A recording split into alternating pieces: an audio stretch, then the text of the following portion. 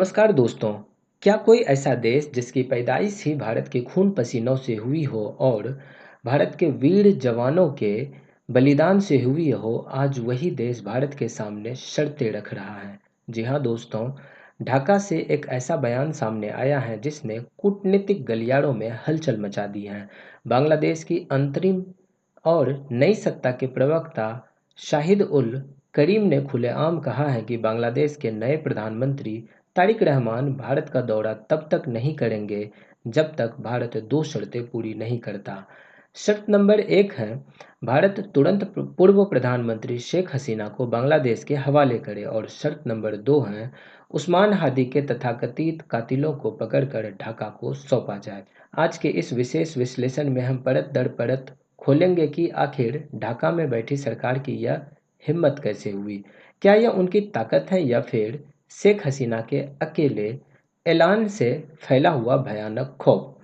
आज बात होगी नक्शे की, कूटनीति की, एक्सट्रैडिशन ट्रीटी की और सच्चाई की, और इस बात की कि अगर भारत ने अपने दरवाजे बंद कर दिए तो ढाका के हुक्मरानों का क्या हश्र होने वाला है। दोस्तों, बांग्लादेश बार बार यह ढोल पीट रहा है कि भारत और बांग्लादेश के बीच प्रत्यार्पण संधि है, इसलिए भारत को शेख हसीना को तुरंत डिपोर्ट करना चाहिए। लेकिन क्या ढाका के विदेश मंत्रालय ने अपनी ही संधि के पन्ने पढ़े हैं? अंतर्राष्ट्रीय कानून और भारत बांग्लादेश प्रत्यार्पण संधि यानी कि एक्सट्रेडिशन ट्रीटी में साफ साफ लिखा है कि पॉलिटिकल ऑफेंस यानी कि राजनीतिक प्रतिशोध और उत्पीड़न के मामलों में प्रत्यार्पण अनिवार्य नहीं होता। दुनिया का कोई भी स्वाभिमानी देश किसी राजनीतिक शरणार्थी को सीधे मौत के मुंह में नहीं धकेलता है।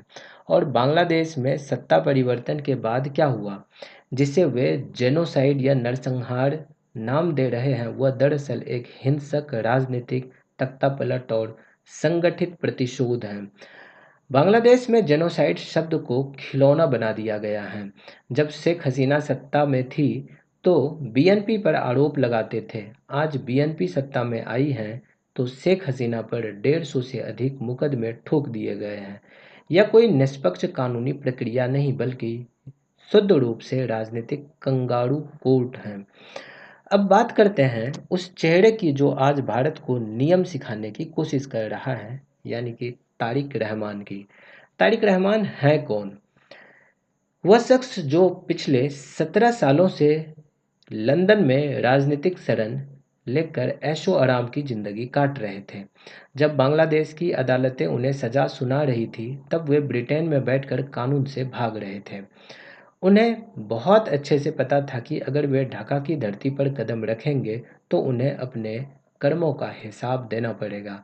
आज वही तारिक रहमान जो खुद पौने 2 दशक तक विदेश में शरणार्थी बनकर बैठे रहे, भारत से सवाल पूछ रहे हैं कि शेख हसीना दिल्ली में क्यों है।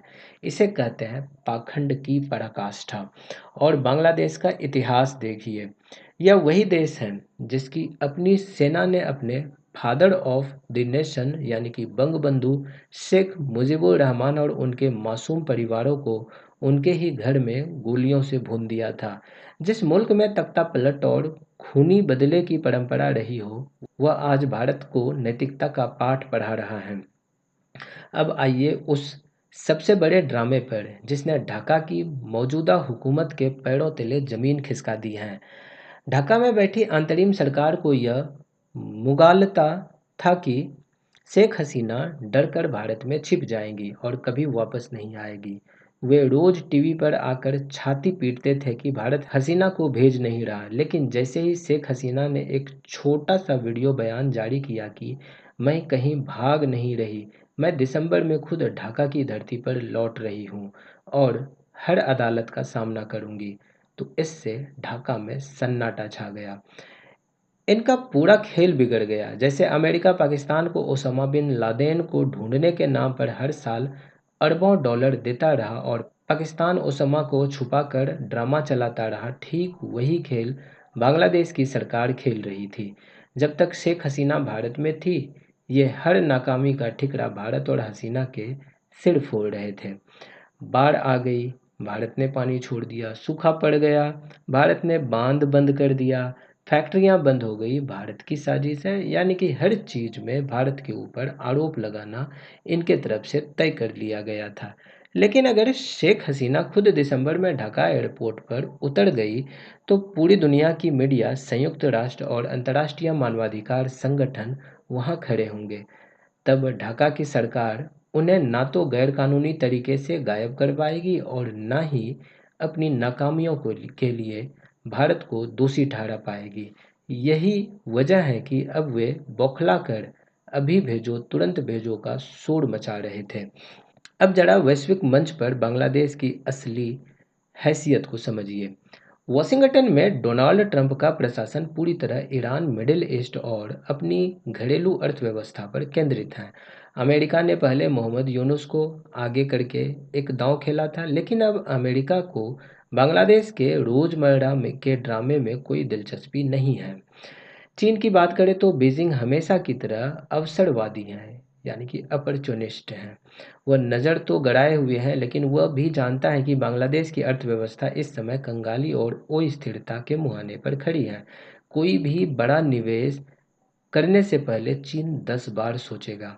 और इस पूरे नफरत के बाजार को खाद पानी कौन दे रहा है? जमात इस्लामी, जिनका 24 घंटे का काम सिर्फ और सिर्फ भारत विरोधी प्रोपेगेंडा फैलाना है। वह बांग्लादेशी अवाम को यह समझाने की कोशिश कर रहा है कि भारत उनका दुश्मन है, जबकि हकीकत इसके ठीक उलट है। दोस्तों, कूटनीति में आप सब कुछ बदल सकते हैं, लेकिन ज्योग्राफी नहीं बदल सकते हैं। जैसा कि आप सभी लोगों को पता होगा कि बांग्लादेश तीनों तरफ से भारत की सीमाओं से घिरा हुआ है। बांग्लादेश का 4000 किलोमीटर से ज़्यादा का बॉर्डर भारत के साथ लगता है। अगर भारत की सरकार चाहे तो कल सुबह बांग्लादेश की इकोनॉमी का दम घुट सकता है। बिजली आपूर्ति की बात करें तो भारतीय पावर ग्रिड से बांग्लादेश को चौबीसों घंटे बिजली दी जाती है। दाल, प्याज, गेहूं, चावल और जीवन रक्षक दवाइयों के लिए बांग्लादेश की निर्भरता भारतीय ट्रकों पर है। बांग्लादेश का गारमेंट एक्सपोर्ट्स और अंतर्राष्ट्रीय व्यापार बिना भारतीय सहयोग के ठप हो सकता है। 1971 में जिस देश को भारतीय सेना के 3900 अमर शहीदों ने अपने लहू से आज़ाद कराया, अगर वे उस एहसान को भूल सकते हैं, तो क्या आपको लगता है कि वे सस्ती बिजली और मुक्त व्यापार के लिए भारत के प्रति वफादार रहेंगे? भारत को किसी के एहसान या शर्तों की ज़रूरत नहीं है। अगर तारिक रहमान भारत नहीं आना चाहते तो मत आए। नुकसान भारत का नहीं, बांग्लादेश के 17 करोड़ लोगों का होगा। तो निष्कर्ष के तौर पर हम लोग सीधा और स्पष्ट ये कह सकते हैं कि बांग्लादेश की सरकार का यह बयान कोई कूटनीतिक ताकत नहीं, बल्कि उनकी अंदरूनी घबराहट और शेख हसीना की वापसी के डर की चीख है। भारत को ना तो झुकने की ज़रूरत है और ना ही इस खोखली शर्तों पर ध्यान देने की ज़रूरत है। भारत 1971 वाला भारत नहीं है। आज का भारत दुनिया की 5वीं सबसे बड़ी अर्थव्यवस्था है और 5वीं सबसे बड़ी महाशक्ति है, जो अपनी शर्तों पर विदेश नीति तय करता है। आपकी इस पूरे मुद्दे पर क्या राय है? क्या भारत को शेख हसीना को सुरक्षित शरण देकर बांग्लादेश को उसकी औकात याद दिलानी चाहिए, या कूटनीतिक बातचीत जारी रखना चाहिए? नीचे कमेंट बॉक्स में अपनी राय जरूर दें। अगर आपको यह विश्लेषण पसंद आया तो वीडियो को लाइक करें, अपने दोस्तों के साथ शेयर करें और चैनल को सब्सक्राइब करना बिल्कुल ना भूलें। मिलते हैं साथियों अगले एपिसोड में। नमस्कार, जय हिंद।